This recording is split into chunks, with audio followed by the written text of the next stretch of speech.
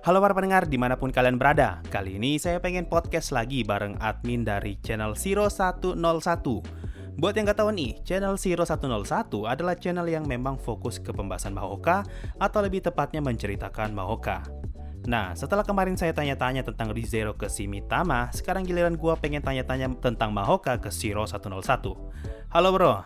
Halo. Makasih bro. Bagaimana kabar, baik? Ya, alhamdulillah baik. Kalau channel gimana, aman? Masih sering upload kan sampai sekarang? Ya, upload sih upload, cuma ya diusahakan sering lah gitu ya. Abang juga tahu sendiri lah Mahoka itu gimana pusingnya gitu. Seminggu upload berapa video? Tergantung mood sih bang. Kalau dulu kan kadang-kadang kalau lagi semangat tuh bikin satu video kan yang durasinya 30-40 menit tuh bisa seminggu sekali. Nah, lama-kelamaan pusing juga ternyata. Pernah sampai pernah stuck juga itu. Sampai 1 bulan sekali. Komplain aja kemarin tuh sama sama para subscribers. Ya, guanya juga komplain gitu, pusing gitu. Ya udah, gue bikin format barulah sampai 10 menit atau beberapa menit gitu, biar gue agak pusing juga gitu. Sudah baca sampai mana kalau novel? Novel kalau baca efektif ya, baca efektif itu volume 24 ya. Sekarang paling barunya berapa? 30-an? 31 ya. Tahun lalu atau tahun ini 31? 31 tuh baru terbit kemarin April. Emang rutin itu mau tiap kadang setahun 2 kali, kadang setahun 3 kali, kadang setahun sekali juga. Rajin berarti autornya. Kan duitnya bro. Ada tanda-tanda tamat nggak? Nah, besok tamat ini. September. Apa? September tanggal 10 tamat ini. Volume terakhir? Volume 32. Ya kan. Wah, baru tahu saya. Kan Tatsuya ini mau lulus. Oh. Cuma ada sequelnya gitu, ada sequel lanjutannya. Ya itu belum tamat namanya. Iya kan. Apaan? Mahoka kokonya itu kan SMA-nya tamat. Oh iya sih, iya benar. Koko ya kan di SMA ya, benar. Tamat.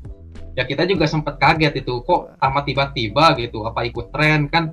Banyak light novel juga yang tamat di tahun 2020 kan? Konosuba sama Hataraku mau sama.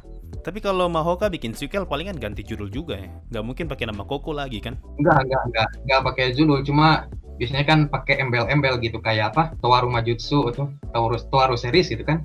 Ada embel-embelnya di belakang atau di depan gitu kan. Kalau Mahoka kan sekarang jadi ada Zoku Mahoka Koko no Retose gitu. Berarti sekarang lu sudah tahu ceritanya sampai yang ke-31 atau baru yang sampai 20-an tadi yang baca efektif?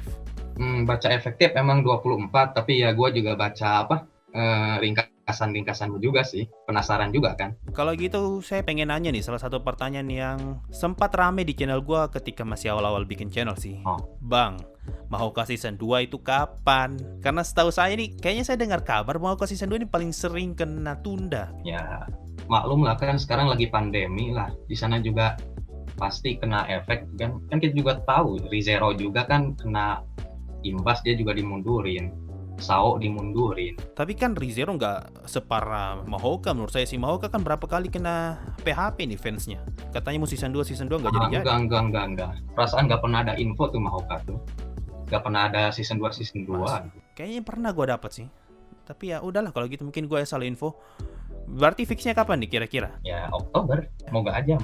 Gue juga nggak mau itu diundur lagi. Pedih itu. Berapa tahun coba? 7 kayaknya ya. 2014. Iya sekitar itu lah 7. 6 atau 7 tahun. Iya.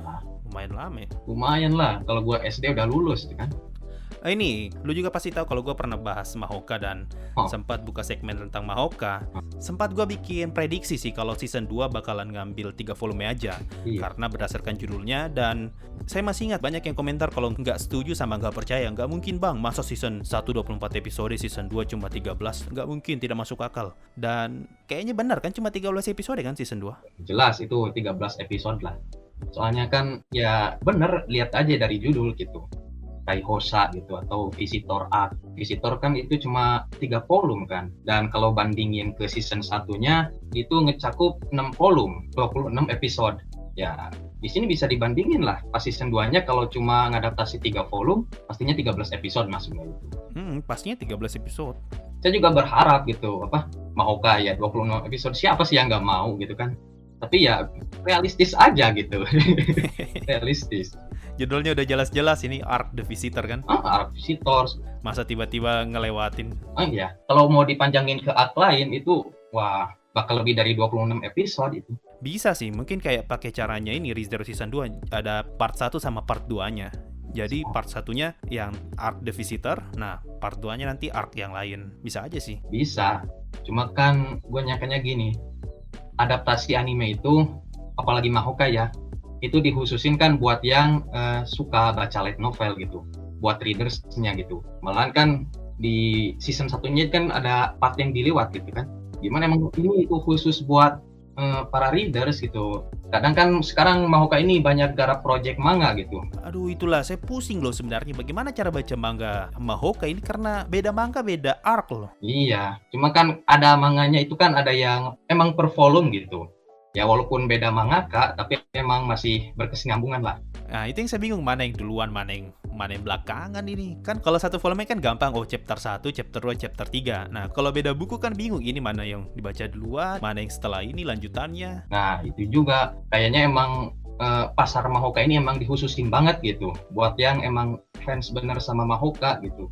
Kalau yang kita yang emang udah paham Mahoka kan gak bakalan pusing, oh ini arc ini arc ini, ya udah tinggal baca aja gitu. Bahkan kan ada yang manga Mahoka Koko no Yutosei itu kan ngambil dari sudut pandang Miyuki, tapi season 1 itu ya, arc enrollment sama kompetisi 9 sekolah gitu. Itu manganya dari sudut pandang Miyuki, bukan sudut pandang Tatsuya gitu. Berarti kayak Index dengan Railgun. Nah iya kayak gitu. Malahan lebih bagus yang ini nih, yang sudut pandang Miyuki itu. Seriously. Daripada yang ini yang disorotnya Tatsuya, sudut pandang Tatsuya lebih intens gitu. Iya sih, kalau kita pakai sudut pandang di mata orang yang overpower sama di mata orang yang berproses, jelas yang berproses lebih menarik lah. Benar, apalagi tuh di kompetisi 9 sekolahnya itu kan, kalau kita lihat di anime kan, gitu. SMA 1 gampang banget menangnya kan? Iya. Jeder gampang banget. Nah, tapi kalau di Mahoka Koko no Yutosei yang sudut pandang Miyuki, itu kelihatan banget kerja keras SMA 1. Mereka ngelawan SMA 3 itu mati-matian ya. Menarik ini konsepnya. Banget, serius. Malahan Tatsuya juga jadi kelihatan lebih garang di sana. Iya kan, Tatsuya di mata mereka kan kayak sosok yang kalau sudah turun pasti selesai lah. Wajar lah kalau garang. Sama di Mahoka Koko no Yutosei juga lebih garang. Cuma ya kayak lebih di-describe gitu, lebih dijelasin gitu. Bagus lah pokoknya Mahoka ini. Kalau diadaptasi ke yang lain, ada embel tambahannya gitu. Jadi kalau orang beli manga itu, kalau orang baca, gak kecewa, ada sesuatu yang baru gitu. Saya berharap sih kalau Overlord bisa kayak gitu juga. Menarik karena bisa dapat perspektif dari orang lain kan. Tapi kan Overlord gimana ya? Ya udah perfect sih. Perfect tapi penuh pertanyaan.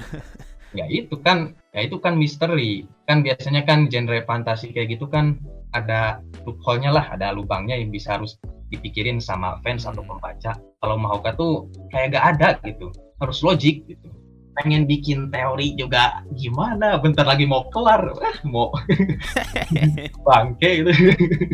Aduh. Tapi lu pusing gak kalau baca Mahoka? Gue jujur ya, ketika bikin konten yang Mahoka itu baca volume 9 sama 10 itu sakit kepala. Karena nggak ngerti kan, mereka punya sihir kan pakai rumus-rumus fisika atau segala macam itu. Iya, sama lah pusing. Dan saya nggak ngerti ini maksudnya apa sih ini jurus apa? Bilang aja kalau mau fireball, iceball kayak gitu kah, ini pakai jurus penjelasan energi kinetik apa kan? Gitu ini apa sih? Namanya magic tuh kan simsalabim gitu kan? Iya. Tapi ini ya itu sih uniknya di situ, unik tapi bikin ribet tuh. Gua akuin ya, pas baca light novel Mahoka itu emang ada antusias gitu. Baca nggak berapa lama itu udah gak kuat lanjut itu. Beda sama baca Overlord, swear. Betul, bener. Overlord tuh beda. Bener.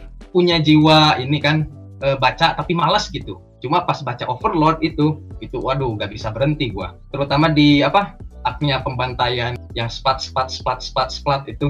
Dumpanya Ainz tuh. Oh iya, volume 9. Oh, splat. Wah itu unik swear. Cuma ya karena gue emang suka juga sama Mahoka, ya gue tetep lah pilih Mahoka. Pusing tetep pusing, tapi ya dijalanin lah. Abang aja pusing, apalagi gue gitu kan. Justru karena gue harus nge-analisis ceritanya, jadi gue bingung karena ini gimana sih nge-analisis dia punya sihir. Nggak sampai gitu imajinasiku untuk menghayalkan mereka punya sihir-sihir. Iya. Nah ini, lu masih ingat nggak kalau lu pernah komen di channel gua di saat masih subscriber berapa gitu, 6.000 kah? Dan gua bilang mau ngebahas Mahoka. Lu komen, "Bang, saya tunggu pembahasan Mahokanya karena saya pengen tahu bagaimana caranya bercerita yang benar." Iya gitu. Nah, gara-gara komentar itu nih, kalau kalian dengar ini podcast, gara-gara manusia ini, makanya gue record sampai 7 kali. Manusia ini. Dari dulu saya pengen kasih tahu ini ke lu nih. Gara-gara manusia ini, gue record sampai 7 kali. Jadi tiap kali selesai record, aduh ini kayaknya jelek nih. Nggak bisa nih. Nggak bisa ulang. Setelah record lagi 1 jam, aduh kayaknya jelek ini. Ulang sampai 1 minggu saya record 7 kali, sekali record 1 jam. Itu yang ketujuh baru oke, kayaknya cocok ini. Nah, upload. Manusia ini nih, gara-gara lu ini. Sudah bacanya bikin sakit kepala, ada juga yang berharap diceritakan bagus. Ya kan, betul-betul tersiksa saya itu Mahoka. Ya kan gue mengakui gitu, Bang. Hebat lu kan. Ya kalah. Itu kan udah masa lalu. Pokoknya intinya pusing. Iya pusing seriusan. Gue juga kan gini Bang nih. Dulu tuh pas pernah ngebahas volume 12 tuh, Double Seven. Di Double Seven itu kan Tatsuya tuh bikin proyek Stellar Furnace namanya itu. Itu ya Allah, yang namanya plasma, yang namanya gaya kolom. Gue itu struggle banget itu, harus baca dulu jurnal coba. Pengen ngerti gue juga. Itu mana juga kan lu bisa lihat lah di channel kedua itu kan, volume ke-12 itu. Panjangnya 1 jam gue itu. 1 jam record. Apalagi yang gagalnya itu gue hampir 2 jam itu record, yang keambil 1 jam. Bener nyiksa itu. Tapi ya dinikmati lah. Tapi lu rencana pengen nyeritain sampai tamat berarti nih, Mahoka? Ya, pengennya sih. Gue liat channelmu yang sekarang kayak fokus ke nyeritain aja. Kan kalau lu nyeritain doang, berarti kalau sudah ke volume 31 artinya kan sudah nggak ada yang bisa diceritain. Nah, kan gue nih nyeritainnya ada yang bolong-bolong, Bang. Ada yang bolong-bolong gitu, supaya nanti iya. ada celah lah, bikin lagi buat konten ke depan gitu. Banyak lah yang dibolong-bolongin sama gue sengaja.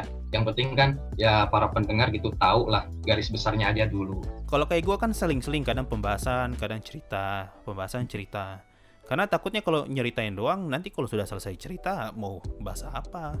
Itu yang gue liat channelmu ini mau cerita terusnya atau gimana nih? Bahaya nih kalau gitu terus. Ya kan gimana Bang? Mahoka ini kan mau tamat.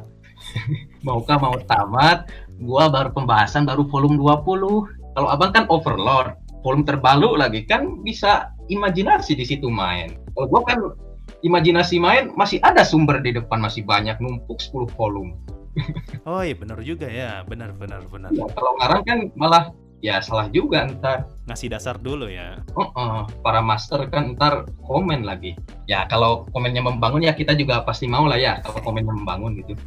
Paling malas tuh kalau sudah komennya so tahu ternyata salah dan kita percaya. Aduh.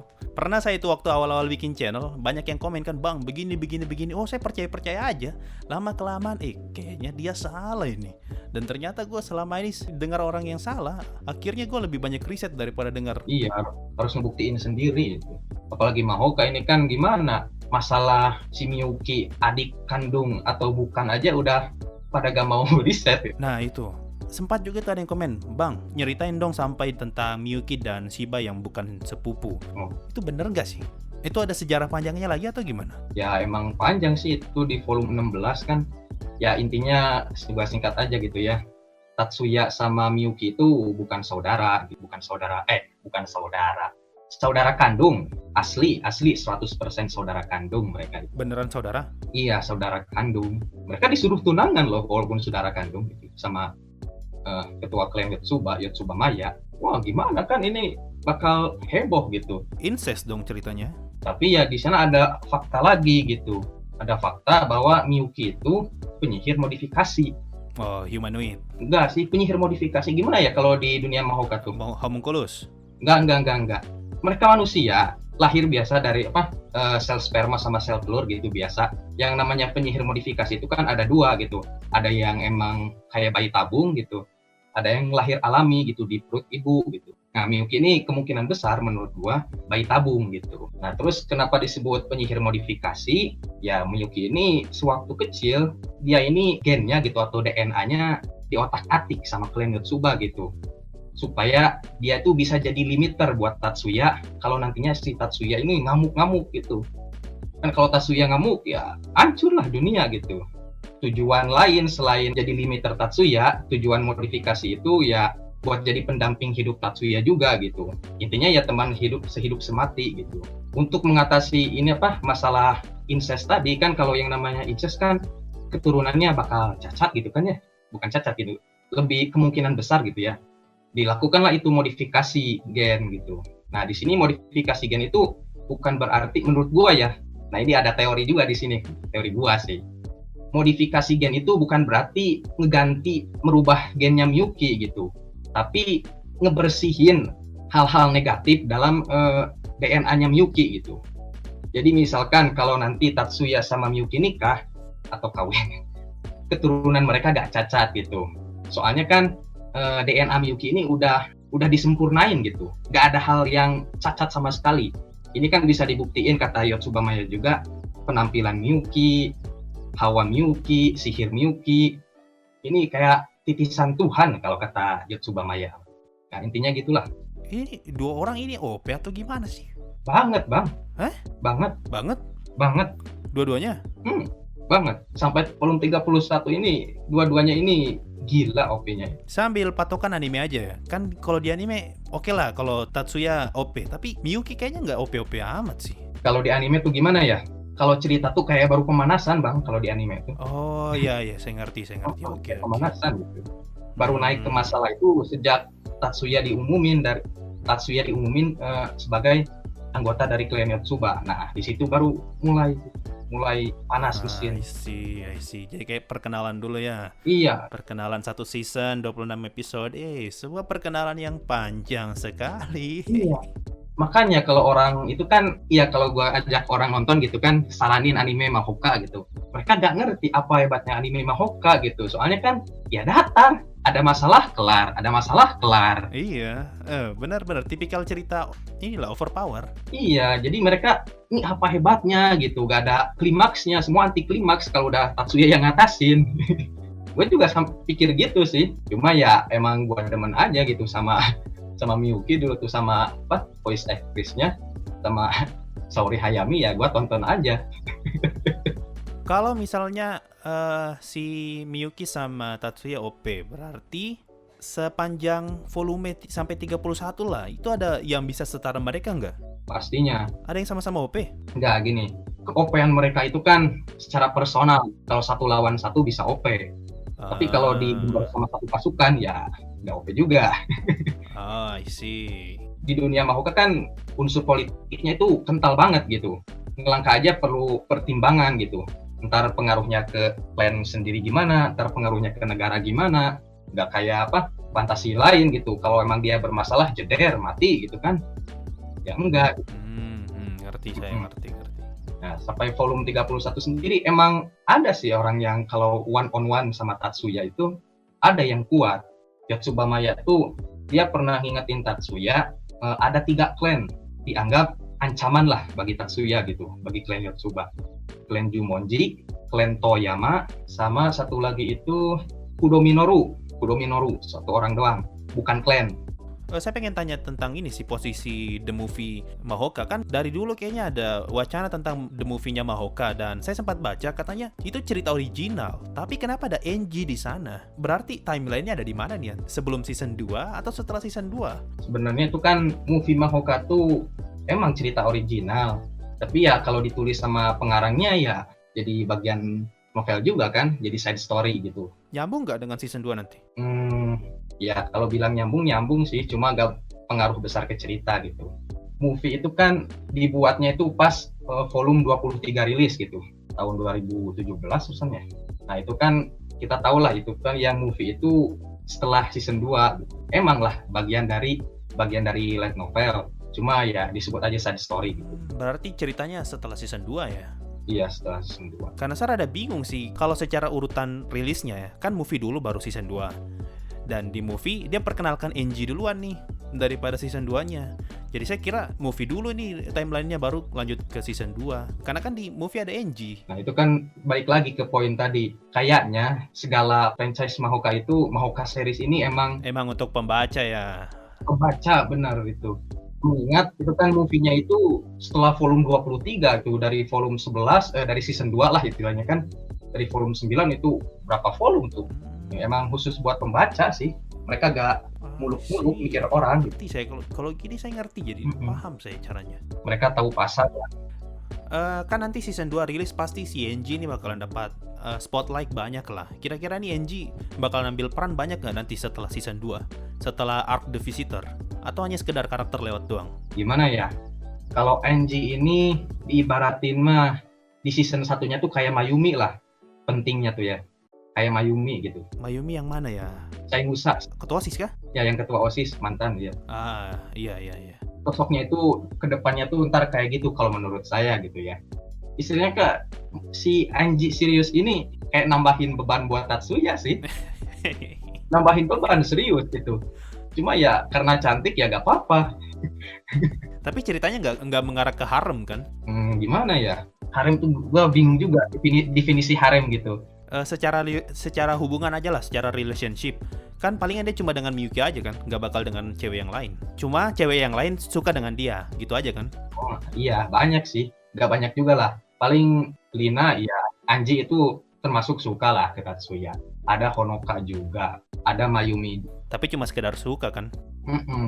Kalau Honoka kan itu sukanya udah kebangetan gitu kan, kalau Honoka. Tapi nggak sampai nikah gitu kan, atau jadi gimana gitu kan. Ya tapi kan pernah bilang juga sih, di dunia Mahoka Universe itu lahirnya keturunan seorang penyihir hebat tuh benar-benar diapresiasi gitu.